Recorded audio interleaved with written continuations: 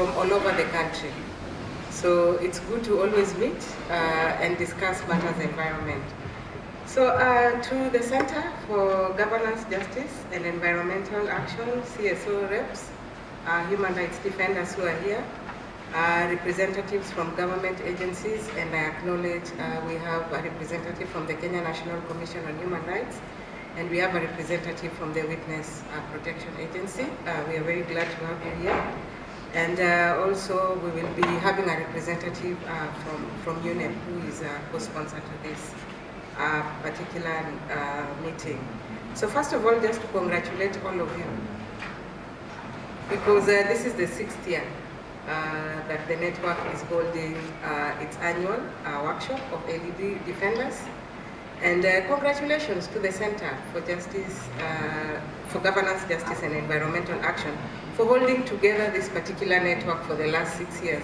It's not always easy to hold a network, you know, a loose network that is not registered together for so many years. So it's been a long journey, but I am glad that for the last 6 years, we've been able to work together, and here we are today celebrating the 6th year since we started these annual meetings. And a lot has happened since we started these annual meetings. And if we just look back at what has happened in the last couple of years, we've had quite a number of things that have happened, which really will form part of the reflections that we will have in this meeting. We have had issues of the pandemic and what has come with it, because now we are talking about waste disposal from the health pandemic. You know, we have masks, we have, you know, things that have emanated from the health pandemic that really, as environmental human rights defenders, we will have to address at some point. We have a relegation of environmental issues because now the focus is on how do we go back to where we were. How do we go back to economic recovery as opposed to issues around, you know, environment.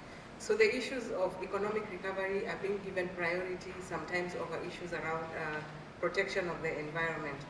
And then we've seen in the last year increased violations of human rights defenders. I think in Kenya last year we saw a killing of a land and human rights defender. And this is not just in Kenya, it's globally. Because if you look at the report that was issued last year, it says that averagely 4 environmental, not just human rights defenders, 4 environmental human rights defenders are killed each week.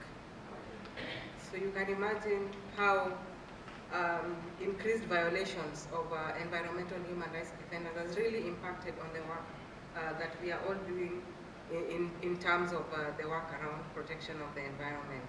Then we also have a lot of emerging environmental issues. One of them is what we will be discussing today, which is the issue of marine litter and marine plastics. A key issue, especially when we talk about the blue economy, that is an area that as human rights defenders we need to start looking at. There's been an increase in development projects and exploitation of the environment. I think in Kenya we know that development sometimes overtakes issues of environment. The other day we were just looking at the LAPSSET project, and I know there's a lot of litigation around the LAPSSET project, and you'll see that there's a lot of environmental violations when it comes to some of these projects. But most importantly is that we lack adequate legal and policy frameworks to capture especially some of the emerging issues. So you'll see that in the last couple of years, progress in terms of bringing in together human rights defenders working on the environment, but a lot of emerging issues that really we need to look at to see where to plug in and which ones to focus on as a priority for those of us working in this area. So really in this meeting, we are hoping to focus on some of these emerging issues, including looking at the interlinkages. And I'm very happy that this is one of the key topics that we are looking at today. The interlinkages between environmental justice, marine litter, ocean plastics, and really how to find solutions to some of these issues. I'm also hoping that from this discussion, we can look at protection of environmental human rights defenders. And I'm happy that we will have quite a number of the state agencies here who will then take us through what we need to look out for and what are the loopholes, what are the challenges that are there in terms of killings of environmental human rights defenders and protection from human rights defenders. We have both state and non-state. I've had Witness Protection, Protection International, Kenya National Commission is here, and we will also have the judiciary here in a day or two to really tell us what is it that we can do to ensure protection and safety of environmental human rights defenders. And then I think this meeting, normally we hold it at the end of the year, but this time we have strategically held it in June. And this is for the reason that we will be having elections in a couple of months. And what a better time to make environmental issues a political issue, so that it forms part of the dialogue that we will be having with our politicians. We know a lot of the counties have tried to put in place mechanisms to address issues around the environment, but then how do we now place it as one of the focus issues, that when we get the new county governments, when we get the new national government, environmental issues will not be again relegated to the back burner. So it's very strategic that the meeting is being held at this particular time, so that as a group then, we also have our stand, and we have issues that we want to raise with our politicians, even as we go towards the general elections. Lastly, just to mention that even when we get the new government, there'll be a lot of things that the government will be doing in terms of its development agenda. The government will be developing its medium-term plan for, once the new government comes in, how do we engage and ensure that environmental issues form part of the agenda of the government for the next 4 to 5 years. We know Vision 2030, it's not very far before we get to the end of Vision 2030. Actually, by the time this new government comes in, we will be heading towards the tail end of Vision 2030. What a better time to ensure that issues of environment are integrated and, within the last phase of the Vision 2030 and beyond the Vision 2030. Again, the government prides itself as one of the member states, of the UN member states, that was very instrumental in the development of the Sustainable Development Goals. And the government actually volunteers almost every year to report on what it has achieved towards implementing the SDGs. So what a better time than to engage with the government, because there's a plan for the government to prepare its report again in 2022 on what it has done towards implementation of the Sustainable Development Goals. So what a better time than to put them to task on what they have done, not just on the other goals, because they'll go and say education we've done 1, 2, 3, health we have done 1, 2, 3, but what have they done around the issues of environment? So really this is a very good time for us to engage, to look at how to engage with the government on some of these issues. Again, the government will be reporting to the Committee on Economic, Social and Cultural Rights. And later in my presentation, I'll present on what some of the recommendations that have been received from the human rights mechanisms. And you'll notice that issues around environment are really missing. It means that as civil society organizations, we need to do a lot more to ensure that environmental issues are part of the discussions that the treaty bodies hold with Kenya. So really, what a better time again to ensure that we discuss and agree on how collectively, either jointly or as individual civil society organizations, we will make submissions to some of these treaty bodies, we will make submissions to some of the human rights mechanisms to ensure that we keep the issue of environmental action, environmental justice on the table, even as we engage with different mechanisms. So once again, thank you. We look forward to being with you for the next 4 days, and we look forward to very fruitful discussions and resolutions going forward from this meeting. Asanteni sana. I just want to thank all of you for making time to be here with us. I'm very grateful to the Office of the High Commissioner for Human Rights and the UN Environmental Program for supporting this workshop and making it happen for us. Thank you so much, Gladys and your colleagues. Angela has sent an email that she'll be in later on, and she'll be able to introduce herself then. So I think when she comes, we'll then observe protocol. I'm aware, once again, to acknowledge the presence of the Witness Protection Agency, who have been our partners for many years, to encourage the defenders, those who are litigation cases in court, environmental litigation, please know these stakeholders, because they play a critical role in the work that we do. Acknowledge also the presence of the Kenya National Commission for Human Rights. Thank you so much for making time to be here with us. I acknowledge that there are defenders here already who are defenders at risk. You are in a safe space, just to reassure you, and if you find that there's anything that touches on your security, please do not hesitate to call us, to call upon us. There is several Center for Justice staff around, and myself, we are here for you. So let us know if in any way you feel there is a threat to your security, but I know that this is a safe space. This is our 6th year. I know we were again unable to convene everyone of us, because I know that there is more than 100 of us since the day that we started this network 6 years ago until today. We have seen growth, and we've seen active participation. So I just want to thank you for the work that you're doing for nature. I know that a lot of times Center for Justice gets the credit, but I know that it's because of the work that all of you are putting in. I've seen Faki has a session on the 24th because of the work that he's doing in Kwale. I'm very encouraged by that. Just to reiterate what Clary said, this is an election year. Let us see how many of us also get to become, what do they call, environmental series of the county, yeah?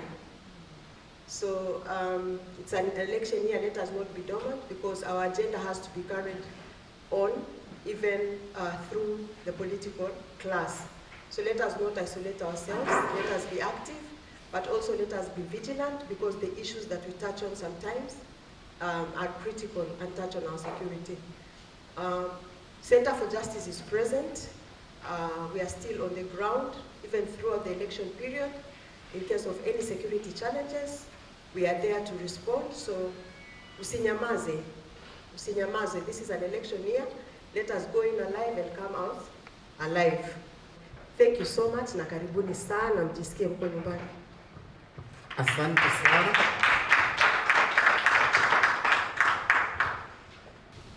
So we'll have defenders sharing experience in line with working on marine litter and ocean plastics. We will also share some of the findings from research that we've done in the past that have shown that actually marine litter and ocean plastics are very toxic and need to be addressed. In recent years, we have had a spike in the killings and threats, attacks, being leveled against the LEDs. And statistics show that between 2018 to 2021, so many LEDs have been killed, especially in Kenya. Kenya is ranked as one of the most deadliest countries for LEDs to exist in. The most recent high-profile killings of LEDs include the one from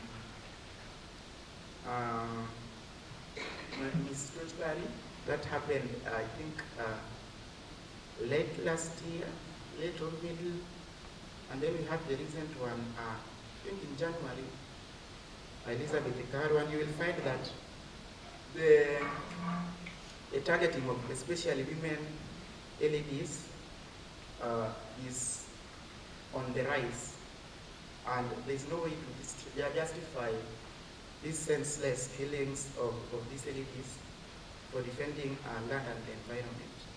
Third objective that also relates to the other objectives in that document is identifying gaps in environmental incident reporting, develop mechanisms for response, and capacity building of the LEDs for risk reduction. So environmental incident reporting, in our case as LEDs, can be loosely defined as the process of capturing, recording, and managing environmental incident occurrence, such as security incident, damage of forest land, or protected areas, violations or abuse of environmental rights, land rights, among others. So why LEDs engage essentially in environmental incident reporting is that it is potentially aimed to mitigate and prevent the same type of incident from occurring or happening again. So in this workshop, we will focus on looking at the gaps in environmental incident reporting, come up with mechanisms for response, and build the capacity of LEDs on risk reduction when engaging in environmental incident reporting process. In a nutshell, the outcomes from this, we want to increase understanding and awareness about the dangerous circumstances, stroke environment in which LEDs undertake their work. We also want to come up with concrete steps in addressing marine litter.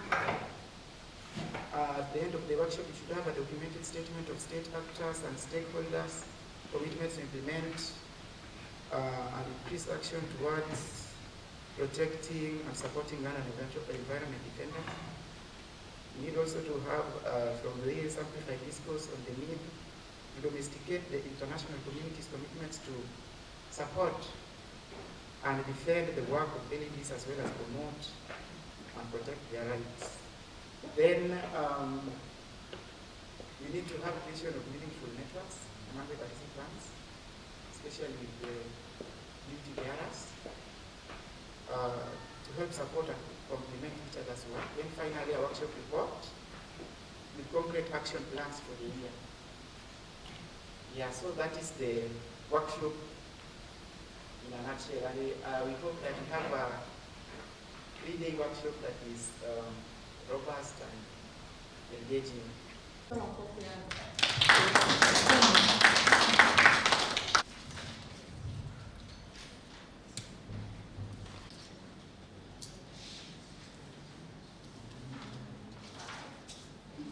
Why plastic is a problem?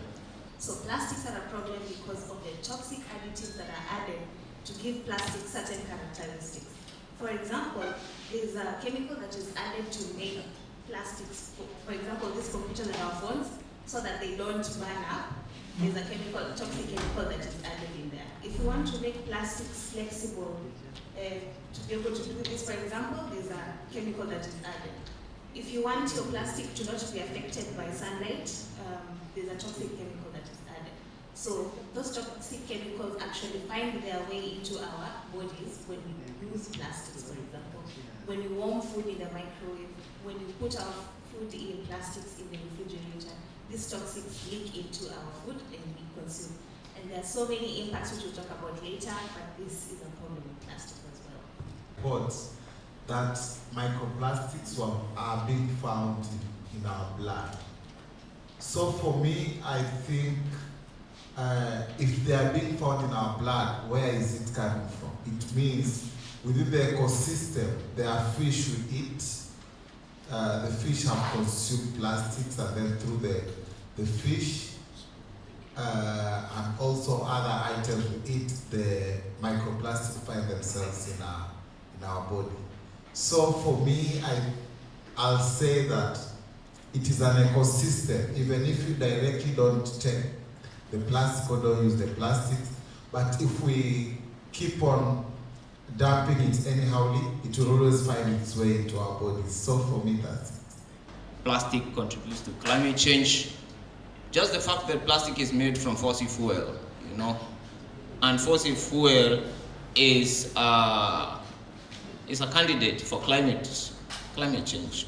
You know, the biggest problem now is climate change, and climate change is mostly fueled by oil, and the plastic we use every day, most of it, over 99% of plastic that is used is made from fossil fuel. So plastic are a big contributor to climate change. Plastic contains potentially toxic chemicals, and Dorothy will tell us more, or Griffins, about how that is impacting our lives. Plastic gets into natural environment and it can affect wildlife and marine life. And plastic is in our blood and in our lungs. That I think the latest report came about, I think, 1 or 2 months ago. So that's very shocking, and something needs to be done. We do not know what that plastic does to our body. All we know, it is in our blood and it is in our lungs. There is lack of infrastructure to recycle plastics. You know, there are very few recycling plants to manage plastic, not even recycling plants. Even in our towns, there are no bins, you know, to put litter. Among the litter could be plastic. You know. There is so much of a dependence on plastic. In fact, we have been pushed to think that plastic is life, and without plastic, we cannot exist. But actually, we can do very well and we can thrive without plastic. You know, of course, there are some aspects of plastic that we need, like computers or phone, but we can ensure that the end of life is properly, you know, managed so that it doesn't end up harming the environment. And then there is so much the need for convenience. You know, we want something fast. You know, so you want to carry a plastic bottle of water. You want to look stylish, all that convenience. I think that is why we have so much of plastic heading into the environment. And then there is lack of accountability by plastic producers for their products. Maybe because they have the resources, you know, so they escape regulations. They are easy to have their way. While we may have our say, they have their way. You know, we can make all the noise. We can say we don't want American waste, but we don't know what is going on behind the scenes. So that is why they escape accountability.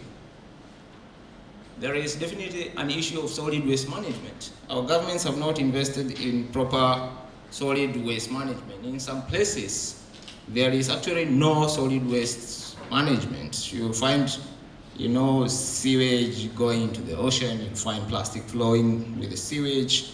So governments need to invest in proper infrastructure to manage, you know, all the solid waste management, so that we are at least able to manage plastic effectively, because plastic is solid waste problem. So we can't just say plastic is a problem by itself. Plastic is also a problem of solid waste management, and governments have a responsibility of ensuring that it is well managed. And of course, we have littering culture. They are simple as tossing away plastic bottle from a moving car. We just throw it and you don't care, you know, out of sight, out of mind. And then when it rains, that plastic gets into a drain, the nearest drain, and it is carried to the nearest river.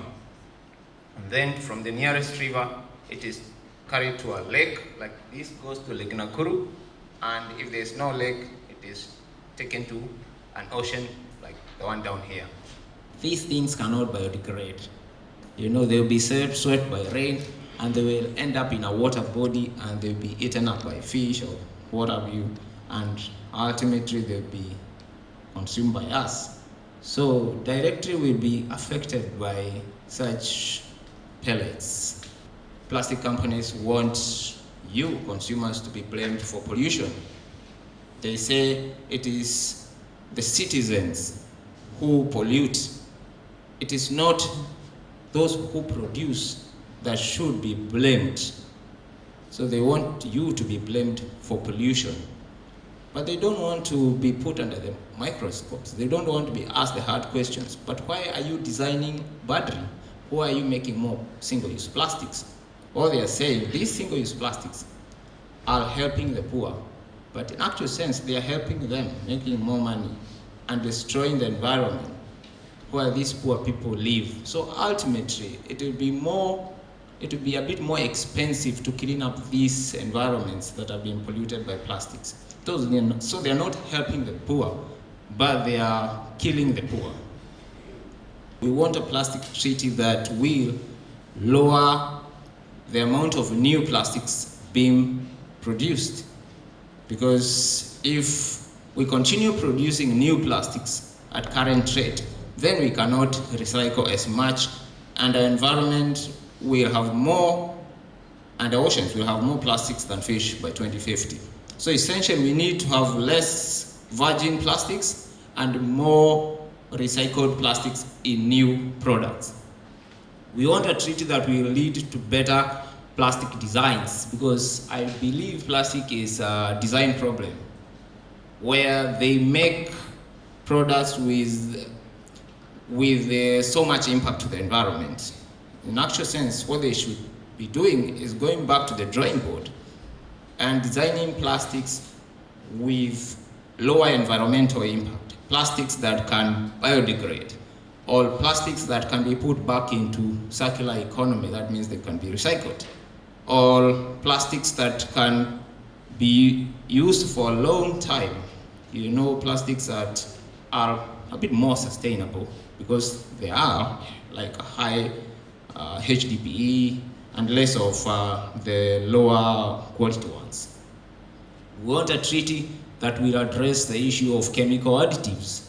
Dorothy has mentioned that plastics do have chemical additives. They have plasticizers, and these chemical additives are affecting our bodies. You know, they have endocrine disrupting hormones. They have other chemicals that will make men not be able to produce, you know, quality seeds. So it's quite an issue. And Dorothy and CJ will help us to understand, you know, the issue of chemical additives in plastics. We want a treaty that will promote real recycling or circular economy. Because what if we followed what the industry wants, we may not be able to solve the issue of plastic pollution.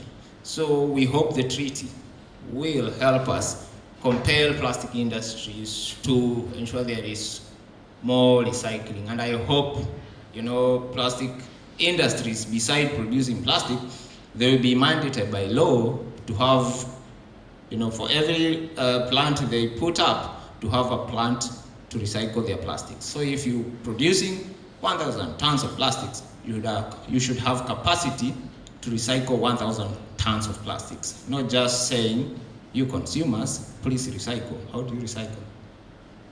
We need to turn off the plastic tap.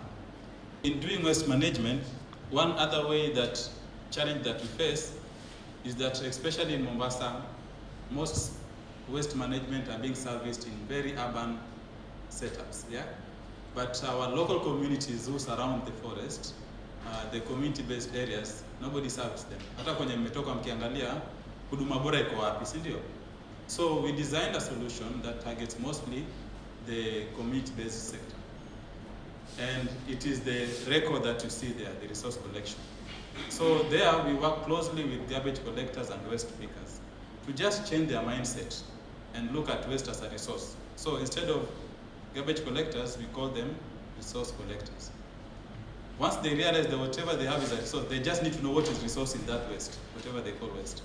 So the model, how it works, apart from capacity building, giving them PPEs, we zone them, and we also train them from formal to formal waste management programs. So from formal to formal is, most of them in the informal sector don't have receipts. We have credit management issues, our budai. The more clients they have, the bigger problem. I don't know if you are understanding that. So if you look at the Waste Act as SANA, they have a lot of challenges. So this RECO comes basically to turn them into formal. And currently we have 300 waste pickers in Mombasa whom we have trained and we are working with. How are we working with? They sell plastics, not just plastic. We buy plastic, we buy paper, we buy this glass, and we are coming to Pride in Paradise soon. Last time in our conferences, this one breaks, we used to break almost 5 per session, if not 10. So we recover this and we sell. So the second one we call on-site recycling. On-site recycling is we come to an institution like this not to collect garbage, but to tell them how they can do on-site recovery of this, and then we buy from them. We don't do garbage collection, we come and buy resources from them. Not just plastic, we buy plastic, glass, I think it should be some in there, glass, boxes, papers, but I want to focus a lot on plastic as we buy it through this company. So far, in a month, we collect at least 10 tons of plastic. We buy at least 10 tons of plastic a month. That is 10,000 kg. Mostly supplied from the records. We also get plastic from the, we call them buyback centers. Buyback centers ni wale watu ambao wananunua, nikisema scrap mtaelewa. So watu wakununua scrap, wale ni buyback centers. So kuna wale wananunuaga plastic here in the estates. They don't do garbage collection, they just buy products. So they supply. We have seen a lot of traction in this, and I'm happy and pleased to tell you that this solution has been featured in Panorama, in the Great Blue Wall. I will mention about it later on. Next. Yeah, another solution that we're doing with plastic, in our conservation work, we reuse plastic. Thanks to our brother Wakibia, since the ban of single-use plastic, another thing that was banned is potting bags. For those who do forestry programs, you have to use, we used to lay lines of black sakweka meat, isn't it? You can't find them right now. So for us who are in the restoration and forestry programs, we had to find better ways of doing it. Wengine tukatumia pakiti za maziwa. I think some people still use milk packs, but yogurt packs did quite good for us kwa sababu before single-use plastic mko unaitumia once, unatengeza pot, ukitaka kutoa ile mti unakata ile nylon, si ndio? You plant then you throw away, as they say. Yeah, so but with the yogurt packs, one pack inaweza tumika almost, because we reuse them. This was after planting. You can see she was removing a pot from the pack. After doing this kind of planting, they collect them. They don't need to wash them. They collect them, they go pot again. So you realize one pack can do almost 50 trees. And that reusing, it also really helps us in dealing with plastic. There is investing in our local solutions.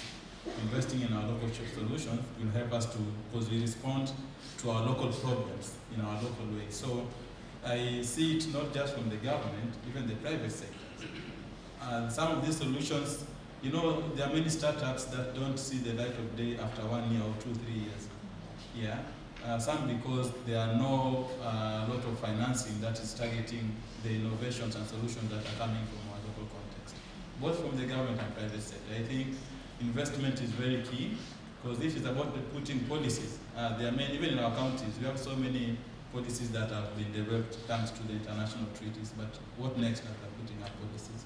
To evidence of health and environmental impacts from the toxic chemicals that were found through this study in the substances or in the samples that we collected. We have polybrominated biphenyl ethers, polybrominated biphenyl ethers, and hexabromocycloapo are known to disrupt human hormone endocrine, immune, reproductive, and nervous systems, as well as negatively impacting the IQ of children. So when you use this for a long period of time or get into contact with this for a very long period of time, you should expect some of these side effects, like or impacts, like affecting the reproductive and the nervous system, and also the immunity. Then we have the bisphenol A, that is BPA, which also has multiple health impacts, still on the reproductive, we have the immune system, and also in the nervous system. So the suggested recommendations that were listed under this study include, they classified them for each sector. Let me refer to it at that. We have the industries that produce these plastics, whereby they recommended that they should establish routines to prevent the release of plastic pellets during production, transport, and storage. Then they should stop adding toxic chemicals to plastics products. So these are just the recommendations. We don't know to what extent these are always being implemented. Because if you look at the report that was issued last year, it says that averagely for environmental, not just human rights defenders, 4 environmental human rights defenders are killed each week. So you can imagine how increased violations of environmental human rights defenders has really impacted on the work that we are all doing in terms of the work around protection of the environment. There's been an increase in development projects and exploitation of the environment. I think in Kenya we know that development sometimes overtakes issues of environment. The other day we were just looking at the LAPSET project, and I know there's a lot of litigation around the LAPSET project, and you'll see that there's a lot of environmental violations when it comes to some of these projects. But most importantly is that we lack adequate legal and policy frameworks to capture especially some of the emerging issues. So you'll see that in the last couple of years, progress in terms of bringing in together human rights defenders working on the environment, but a lot of emerging issues that really we need to look at to see where to plug in and which ones to focus on as a priority for those of us working in this area.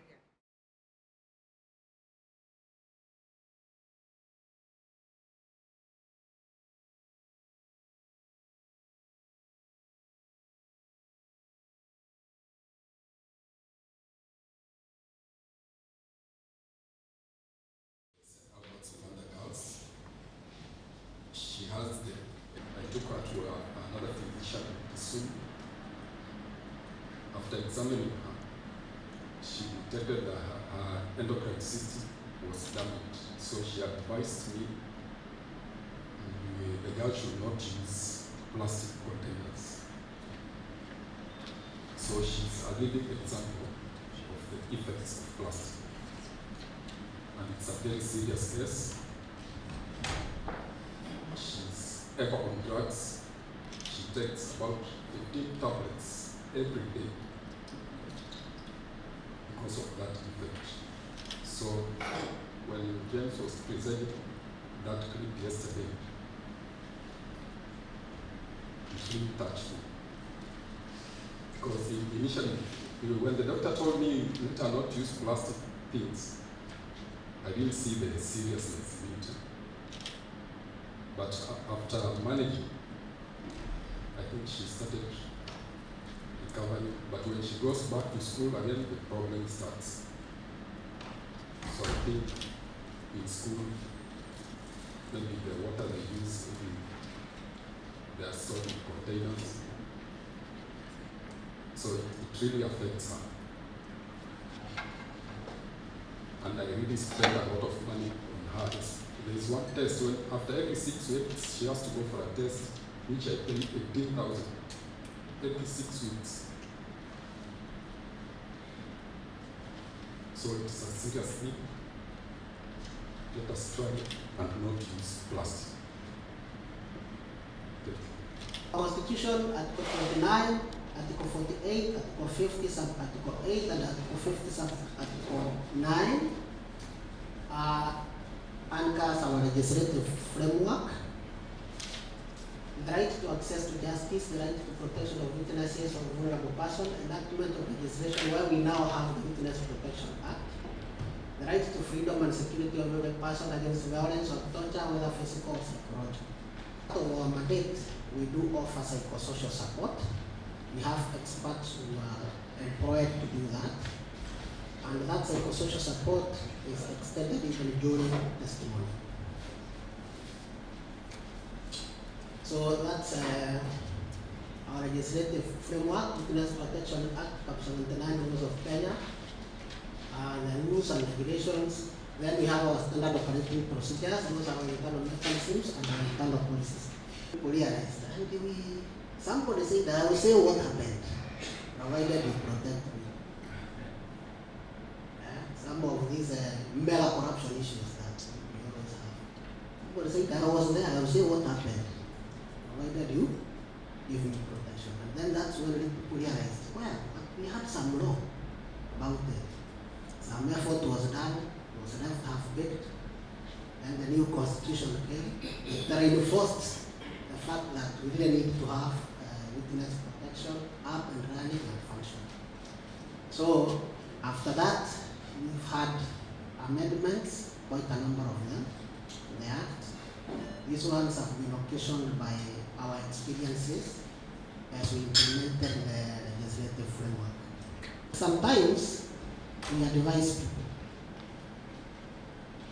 You see, protecting yourself may be as simple as just some simple tactics. Avoiding routine. Avoiding routine is avoiding if you are used to going to church, possibly every Sunday at 7 o'clock, change. Go sometimes in the afternoon, sometimes midday. Don't tell people where you are going, including your spouse. You know why? They can innocently give that information. You tell your husband that, you see, today I'm going for Jama at Mama Franny's. So, say it's a Saturday afternoon. The guy is at home bored. So he goes watching football with his buddies. Kwa bar. Sindio? Atasema tu tuwekea nyama bwana, hata mama hayuko. Umeenda Jama. You never know who is there listening. And then they give that information. Then you are ambushed. Then these days we have CCTVs. For those of you, I know most of you are in social media. You have been able to see how quickly the DCI are able to crack down on crimes that have been recorded on CCTV. Those gadgets these days, they are available for reasonable prices. A nice CCTV set will cost you around 20 to 25,000. Just the price of a phone. Silicon. You can install that at home, common areas. Gate, sitting room, maybe a corridor. Yeah. And these days we have something known as geolocating. If I get to the face of a criminal, I quickly run it through the net. Najua ni fulani, si anajiweka huko Facebook na WhatsApp. So if you get that potential risk or you feel intimidated, that has to come from you. The first person to feel intimidated or to perceive that they're in danger has to come from the person themselves. So we cannot protect you if you are Rambo. We are a one-man army. Utasema utafanya nini? Yeah. We not only protect people before testimony and during testimony. We also do protect after testimony. Actually, somebody may get into the witness protection program and be protected for life, depending on the danger that is there. Now, when you talk about trauma, yes, it is true that people who witness crime, they do suffer what the psychologists call PTSD, post-traumatic stress, things like that. So we do give support, especially to the vulnerable people, children, older persons, people who experience GBV, gender-based violence. In the past, there used to be this assumption that it's only women who go through that. I'll surprise you. Very many men are going through that. Actually, my experience at the program is that it's more men who are being tortured and killed by their spouses, more than the women. The circumstances. Everybody's life is important. It's important. So we'll take all of you, we'll put you in the program, to try to deal with that issue the way it is. You'll be supported by the experts. You see, your safety starts with you.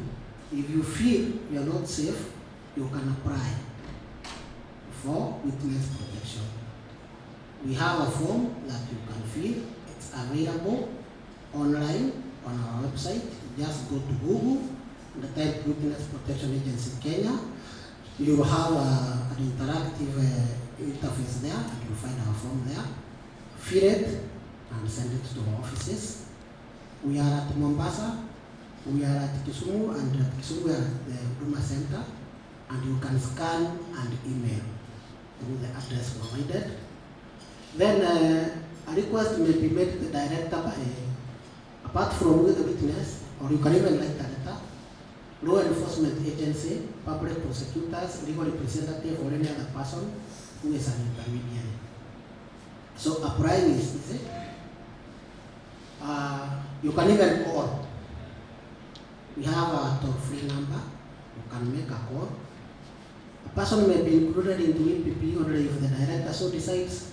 The person agrees to be included. I talked about the program being voluntary.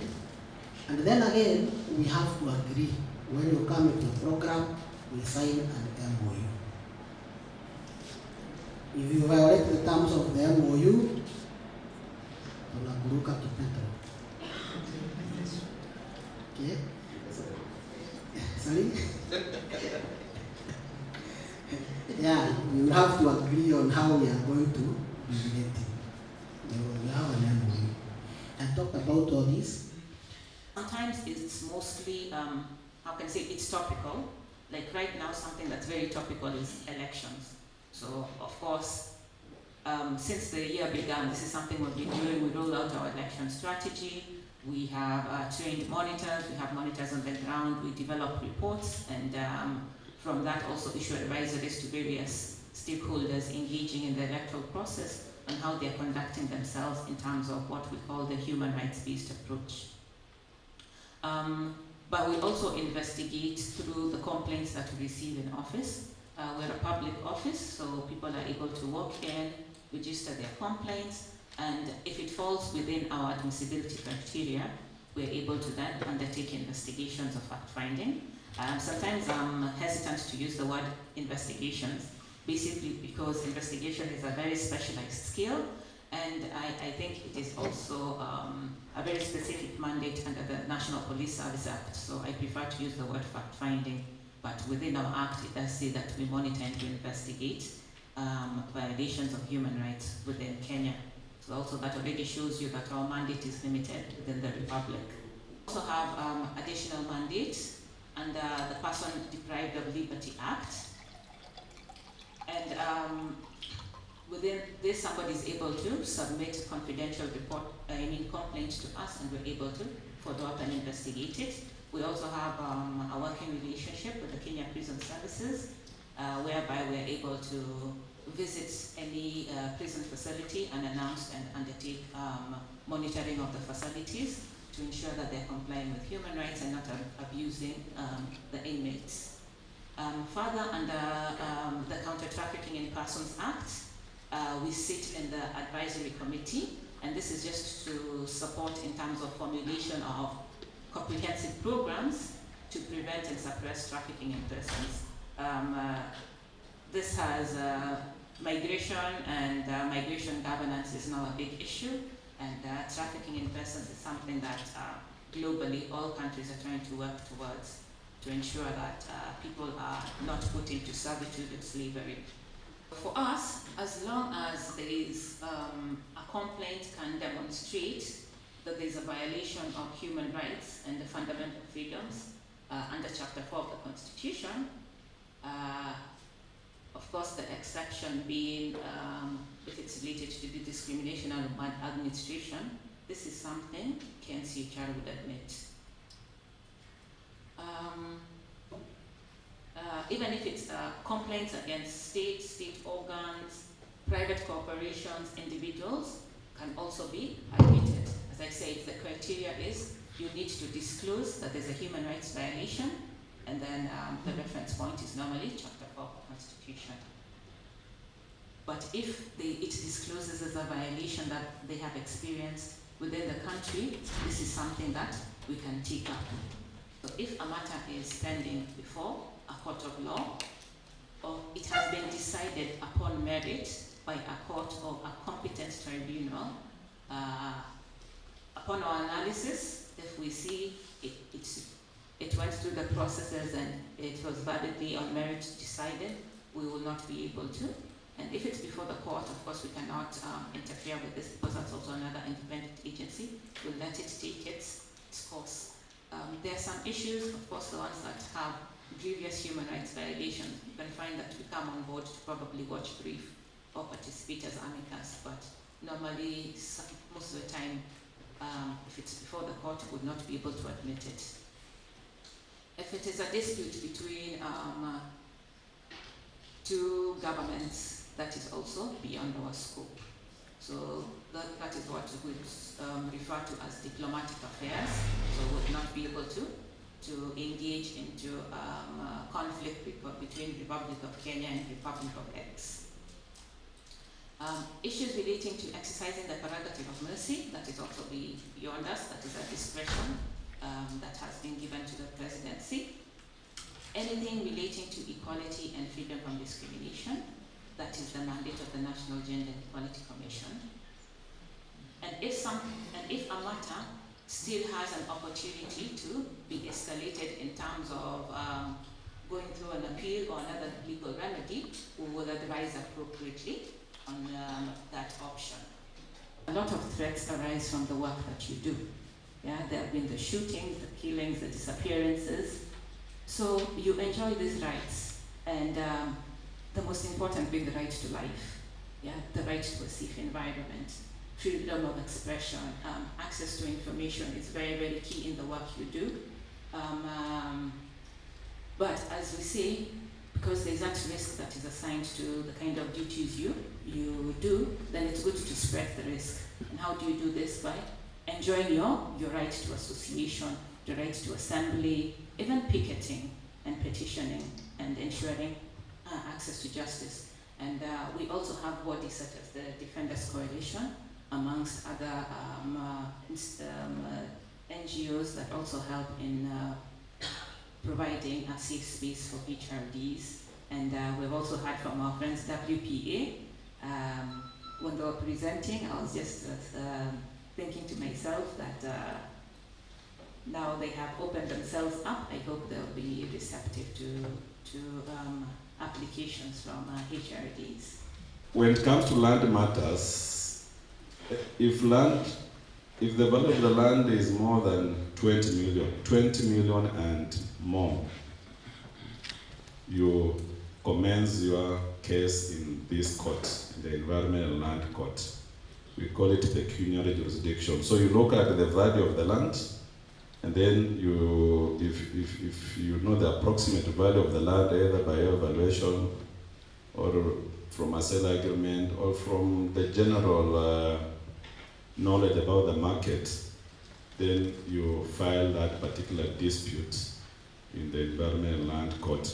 So that's why it has what we call original jurisdiction in respect to matters whose value is more than 20 million. And of course, as we will see, you will find that you cannot put a value on the environment. You will find that most of the time now, when it comes to environmental disputes, you just file them in the Environmental Land Court. But for land disputes, if the value is below 20 million, we have gazetted magistrates to deal with environmental land matters whose value is less than 20 million. So for me, today I just want to talk about environmental disputes. Because when it comes to land disputes, I think we're okay, because 90% or slightly more than 90% of all the cases the Environmental Land Court does are actually land disputes. We do very many land disputes. When you hear about backlog of cases in the Environmental Land Court, you are just talking about land disputes. Because I think we are so wired to land in this country that we forget that we have another aspect which we are calling the environment, which is actually more important than land. So we have very few environmental cases. I think I've been a judge for now close to 10 years, but I've handled less than around five environmental cases in the 10 years I've been there. But when you look at the judgments I've written on land, I can't even remember the number, because I do averagely five decisions or 5 judgments every week, and they are all about land. So if you take 5 times close to 10 years, it will tell you how many judgments I've done only relating to land. For the same period, I've done only 5 cases to do with the environment. And it was so much of a concern to me to the extent that I had to do a research in 2017, 2018 as to why we have this low case load. And if you Google, you'll see my thesis on that aspect. And that the problem has not improved. It has not improved at all. So we keep on asking ourselves as a court, why are we not filing environmental cases? Judges are there, judges are eager, judges have been trained, but they're not seeing the cases. And our court we are guided by the principle that you cannot go out there to look for a case as a judge. Even if I saw a violation in this room, there's nothing I can do, but you can come to the court and move the court, because we are governed by what we call the adversarial system, which is directly opposite to the francophone countries who have the civil system, where a judge can see a violation and he can commence a case himself. But for us, we can't do that. So we sit back and wait for cases. If cases don't come, it doesn't matter what we are seeing or what we are hearing. We are not supposed to see, we are not supposed to hear until cases are filed by a litigant. The 2010 Constitution, there were very many bottlenecks. And those bottlenecks, in my view, are the ones which contributed to the low filing of environmental cases, or none at all. Of course, the first bottleneck, which still persists up to now, is the scattered laws dealing with environmental issues across the board. We have so many sectorial laws, even myself as a judge, I can't remember all of them, dealing with the different sectors in this country. You will find you have the Forest Act, you have an act dealing with the marine, you will have an act dealing with the conservation of wildlife, you will have an act dealing with the mining. There are so many of them, to the extent that you really have to keep on checking if you want to know whether you're in a violation of the environment or not. So the scattered laws, of course, are a problem, both to the lawyers and to the citizenry, in terms of even knowing who is breaching which law. And that has always been a problem when it comes to enforcement of environmental disputes, because actually people don't know which law provides for which offense.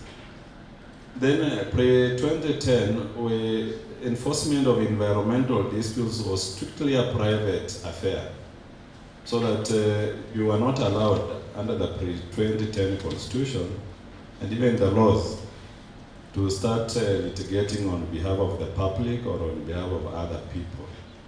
So you could only move the court if you are personally injured, and probably the two common principles, we call them the principles of tort for the few lawyers in the room. So people will move the court under the principle of negligence or nuisance, and then you must show that indeed the act you are complaining about has directly injured you as a person. So that was the other bottleneck that we had pre-2010. So you could not just go to court and say, I've seen somebody polluting the river somewhere. That was not allowed. And the law was, you must show the injury you've suffered, what we call the standing. Do you have a standing? Do you have the local standing? And that was the position pre-2010. It was so bad to the extent that when Wangari Maathai, this particular case that I've shown down here, went to court to challenge the construction of, was it Kenya Times Tower or something, in Uhuru Park. Her case was dismissed on that particular ground, that she didn't have the local standing, and that it's only a public official, by that time the Attorney General, who could talk on behalf of the public. So her case was dismissed because she was not the Attorney General, neither had she shown, because during that time you had to show the personal injury. It's like coming with a medical report and saying, I've been injured and this is my medical report, and therefore I want relief. So her case was dismissed just on the ground that she didn't have a personal standing to sue on behalf of the public in terms of preserving Uhuru Park. So that's the difficult period that we've come from as a country when we are talking about environmental litigation. You just couldn't do anything, and we had to live with that particular period. For the first time, we had, you all know about the social economic rights under Article 43, but the one which is so close to the environment and to the right, to the right to a clean and healthy environment is Article 43. It provides for reasonable standards of sanitation and the right to clean and safe water in adequate quantities. Now, the Constitution also for the first time allowed the courts to use international law, including treaties, covenants, and international, the principles of international law, while interpreting the laws of this country. So this article has now given us latitude as a court to look at all the conventions and treaties and international principles relating to the environment, of course, amongst the other rights, so that the court is not bound by the lack of laws when you are to deal with a particular aspect of land or the environment. And there are so many covenants. So it's not true, I was not here, but I had the last presenter, I can't remember her name, saying that somebody said that the international covenants and treaties are not effective. They're not effective because we don't want them to be effective, but actually they form part and parcel of our laws. They are on the same scale with the domestic laws. So you can come to court even in the absence of a domestic law on the basis of a covenant, a treaty, or international or principles of international law, and there are many, including the Rio Declaration is part of the principles of international law. So we have a green constitution which allows us to come to court and actually ventilate our case without the hindrances that we had under the old constitution. Yes? Your Lordship, if you indulgence, so in Kenya you don't need ratification. No, you need ratification. You need ratification. Under the constitution, you need ratification. And all the conventions we have been ratified. So you need ratification. The ones we have, the ones we've signed, the covenants we have, you need ratification. But when it comes to international, or rather principles of international law, and most of them are what we call the soft law. Because you see, the Constitution does not just allow us to use the treaties and conventions which have been ratified alone. We are also supposed to use the principles of international law. Principles of international law basically are soft laws. Those are principles which have been developed over time, and you don't even need to ratify them. Environmental rights, an applicant does not have to demonstrate that any person has incurred loss or suffered injury. So your organization, the Center for Justice, you filed the lead case in Mombasa. Of course, I know you proved or you showed evidence to show that the residents of Rowino had suffered a lot, and that's why they were compensated. But you can still enforce that right and say, we don't want this factory here, because from the report we are having out there, or from a scientific report we have here, it may cause, or it is causing this particular injury. And you don't have to prove, you don't have to bring somebody in court to say this person has suffered. All you need to show is that indeed the activities will have these particular ramifications. So under Article 73, you need not show that somebody has already suffered. And you need not show that you have a personal interest. So what I'm saying is that we need what I'm calling a centralized jurisdiction, especially in environmental disputes, so that people know we just have this court. And you know, our court clerks in the registries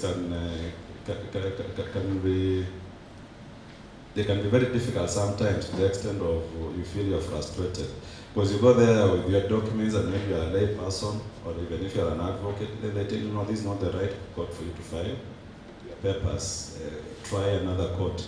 And in the process, you get frustrated. So we need to have a centralized jurisdictional body that will deal with environmental disputes. Because we can't value the environment. The Environment Land Court should have two distinct registries, which we don't have right now. Even in Europe, we don't have where I sit. We need to have two distinct registries. One registry should strictly receive files or cases dealing with the land. And the other registry should just deal with environmental cases. So that we don't mix. I have around 1,000 files in my docket in Nairobi as a judge myself. But if you ask me, out of those 1,000, how many cases are of environmental nature? I have no idea. Because when cases come, we just receive them and we don't categorize them. So we, as a country, we even don't know how many environmental cases we have. So if you have two distinct registries, you will be able to prioritize environmental cases, because I will now give nearer dates when it comes to hearings to do with environmental cases. But you see, they are all mixed up. I have no idea which file is coming for what until the day the witnesses are coming to testify. It will just be queued like any other case. We must have a registry in all our 36 courts, specifically dealing with environmental cases. So that we have that data.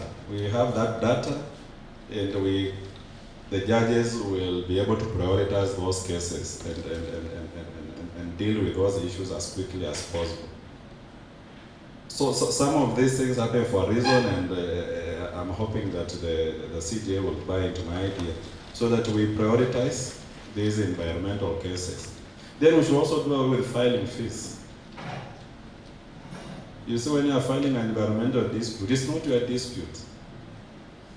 You are doing it for the benefit of the present and the future generations. In fact, maybe it does not concern you at all. You know, you could be filing a matter on behalf of the people in Mombasa, but you live in Nairobi. So those are cases which do not affect people directly, or certain people directly, at least in the short term. Now, when you tell somebody to pay court filing fees of 10,000 shillings, and he has to incur the expenses, you're just telling him not to file it. So we need to do away with the court filing fees as a court when it comes to matters to do with the environment, so that we encourage more and more public interest litigation. So the recommendations, we've just been talking about them. We need the courts in all the 47 counties, more ELC judges, we need a principal judge, then public awareness, and in terms of building trust, so that somebody can wake up one morning with a lot of trust in the ELC, file a case, have the case finalized the shortest possible time. And if we do that, we will be moving in the right directions. Then we need to formulate rules as a court of procedure. We need to have a regulatory framework on the jurisdiction of magistrates dealing with environmental disputes. Then I've already told you we need to distinguish the data.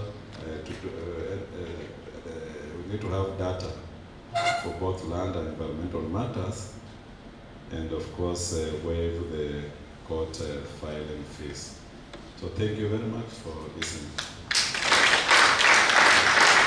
So what we do as National Environment Complaints Committee, we provide them with information that they can actually use when they are determining those cases. And I think that is our relationship within them. We work with them. It's just like Environmental Land Court. We provide them with information when there's a case, and we can actually give them the recommendations that are supposed to be done according to environmental degradation. Now, we have actually, I think, whenever they have an issue, they also, and our cases with them, they are write to us, and we can be able to give them information. To tell you, MCA Act, do you know why? Do you know MCA Act, if you were to implement even 40% of that, what would we will not be having these kind of problems, whether it's waste management, whether it is some harvesting and all that. But the problem is what? Implementation. And who are supposed to implement? For example, them is supposed to do that. Then there are issues. The county governments are supposed to do something. They are not doing it. I think we have a problem as a country, cutting across. Now, I want to ask you something. Do you know that MCA that we have, Rwanda government, for example, came to Kenya, did benchmarking, even went with the same law. And I think in most cases, even where it's supposed to be written Kenya, they went and called it what? Rwanda. What has happened? They have changed. If you go and see the way they are managing their waste, Kenyans have been going to do what? Benchmarking. The same people who generated the law. I think we have a problem. We need to be prayed for or something. There is something wrong with us. We have all the, and now what we are doing is that now MCA Act has changed from from 1999, we came in 2015, we are now changing it again, and I think after 2 years we change it again. So we like changing, but we are not implementing. So I think this, what we lack again is sometimes political goodwill.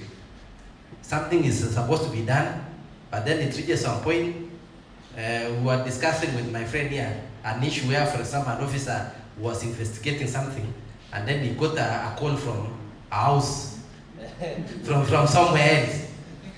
You know what I'm talking about? Yes. And then he was told, "Usiendelee na hiyo maneno. Go slow. You know, tunajua hiyo maneno." I mean, these are the issues we are talking about. In absence of national law, you can use the international principles and the treaties in court. So that's to tell you that this international treaties that we say are toothless dogs are actually toothful dogs. Some of you may already know, in 2nd March 2022, the United Nations Environment Assembly came up with a resolution which is called towards an international legally binding instrument against plastic pollution, to end plastic pollution. And I believe that the Secretary General of the United Nations Environment Assembly agreed, and also stating that 175 countries have actually agreed to this international legally binding treaty. The issue that most people, including myself, having done projects relating to plastics that we see, is important for us to have a treaty, and most of you will justify or testify, is the fact that, look at, for example, our plastic bag ban in Kenya, the flat bags and the carrier bags. Kenya has done such an amazing job. Tanzania also did ban the same. If one country has done something, and the country next to it has not done anything, then you're just as good as you have done. That is why, again, now the conversation of an international legally binding treaty came about, so that this issue is harmonized globally, not just in Kenya and in silos, because it was clearly not working. And what you see here is sort of like the summary of the work, the organization of work. We already knew that the mandate was given until the end of 2024. So by the end of 2024, we are supposed to have this legally binding instrument. How this was supposed to be delivered was open, and this is what the people in Dakar were doing. How are we going to ensure that by 2024 we have something substantial?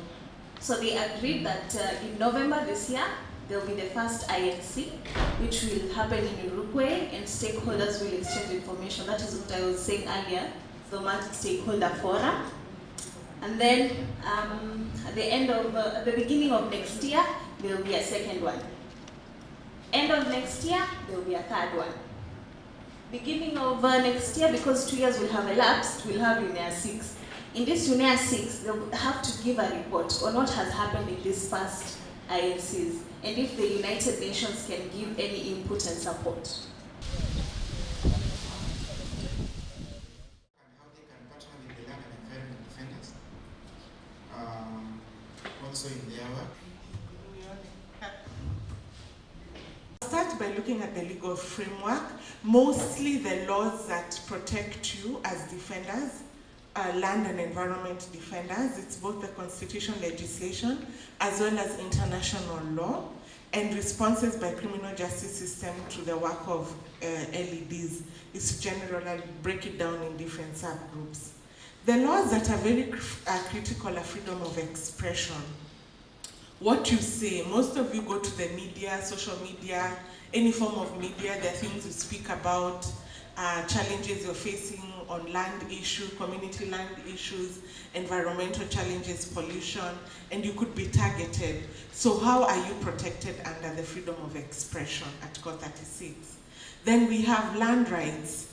Land rights mostly for defenders, land defenders have experienced it's mostly either you're defending public land, if it's a school that you're protecting, a school that wants to be taken by powerful people, rich people, or a private person or anyone, you're usually targeted, number one. Public land that has been set aside for public good. I've noticed there are defenders who are challenged on that. What happens when you're arrested? It's usually a complaint at the police station, an order of the person in charge, an order of the court under Section 89 of CPC, order of the DPP followed by an arrest, and also a private person can also conduct a citizen arrest. You all know that, right? Mukiona mtu anaiba, if you see someone stealing, you can arrest them. Or rather arrest them or cause to arrest. There's a right of arrested persons under Article 49. I think most of you know them, like the reason for them. You need to be told why you're being arrested, that you have the right to remain silent, especially this right to remain silent. Mnajua tu kwa American movies. You only see it in American movies. In Kenya ukishikwa umeshi, unarushwa ndani. They are not read, it's called, what is it called? Miranda rights. You have the right to remain silent. Anything you say cannot be used against you in a court of law. You have a right to an attorney, blah, blah, blah. They don't say that, but they should say it. And it actually came out during the Hussein Khalid case. I'll discuss it further. To communicate with an advocate, it's your right to request for an advocate. Not to be compelled to make any confession or admission that could be used in evidence against the person. Sometimes I know you're human rights defenders, you really want to say, it's my right, but sometimes silence, speech is silver, silence is, just keep quiet, wait for your lawyer. It's actually the best thing you can do for yourself.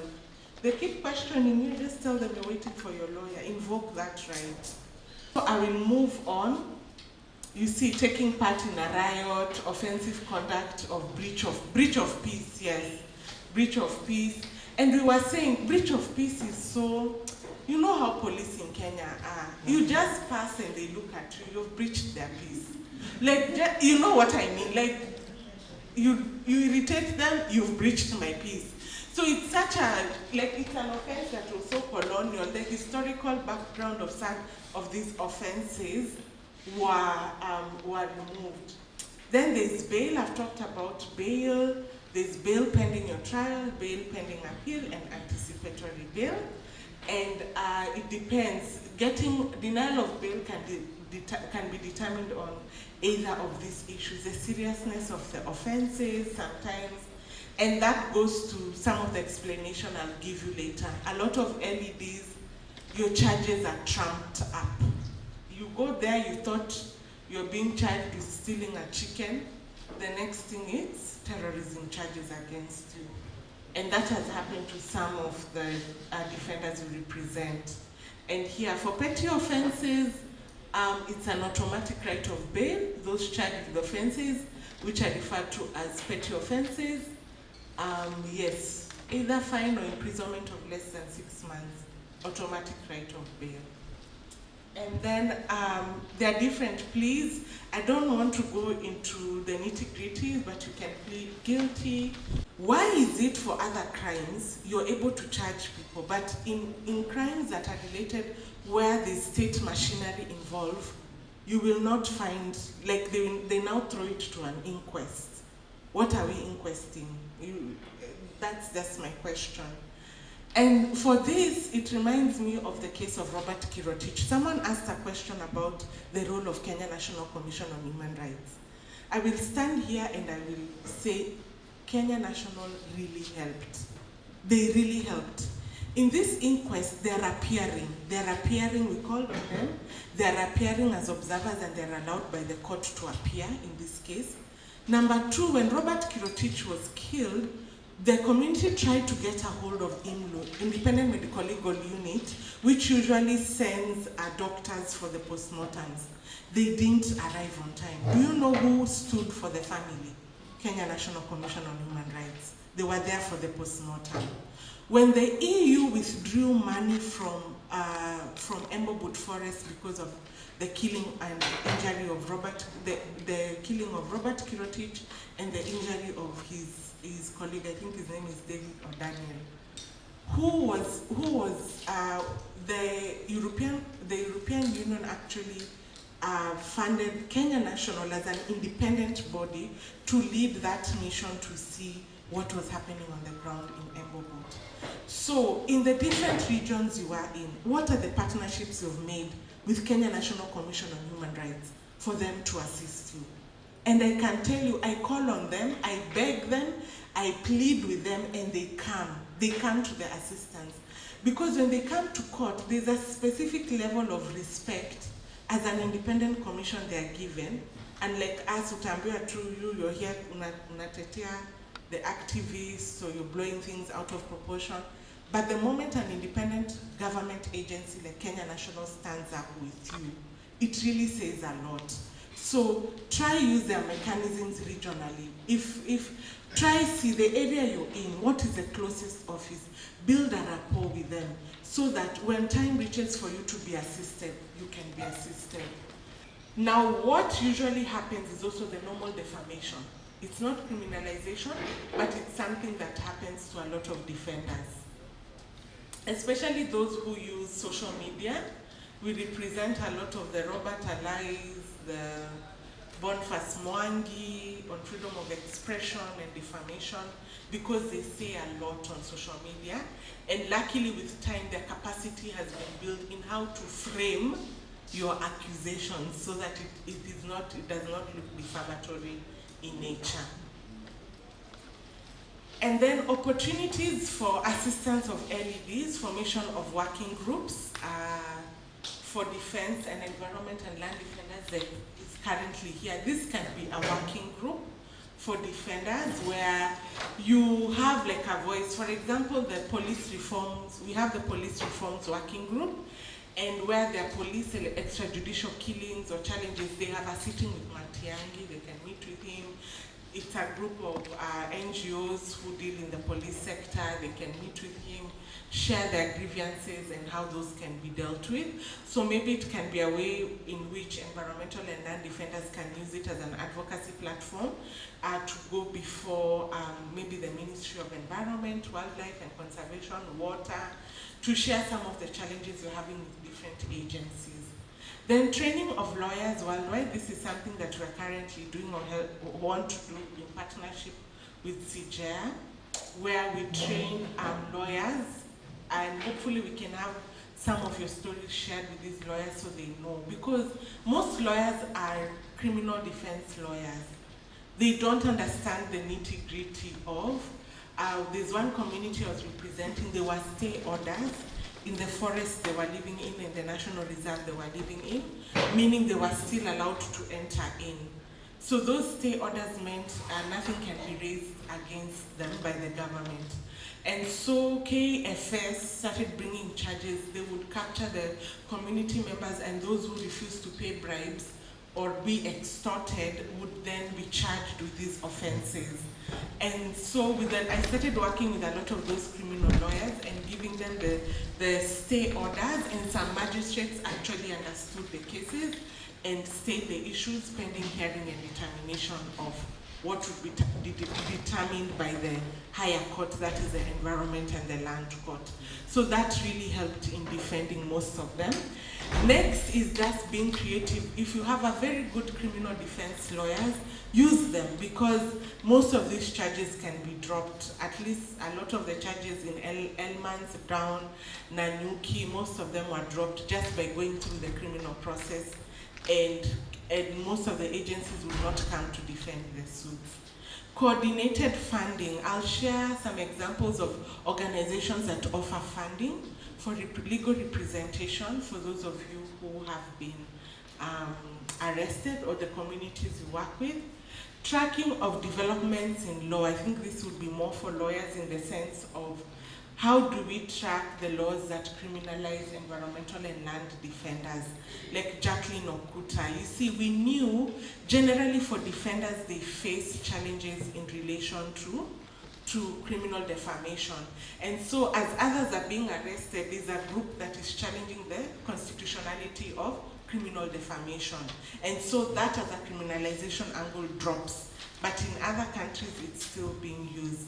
So how do we also track policies, bills, and the offenses? Go read the offenses as defenders. Those are the offenses you're going to be charged with. If you're in a marine area, go read the the Wildlife Conservation and Management Act. If you're near a forest, the Forest Conservation and Management Act. What are the offenses?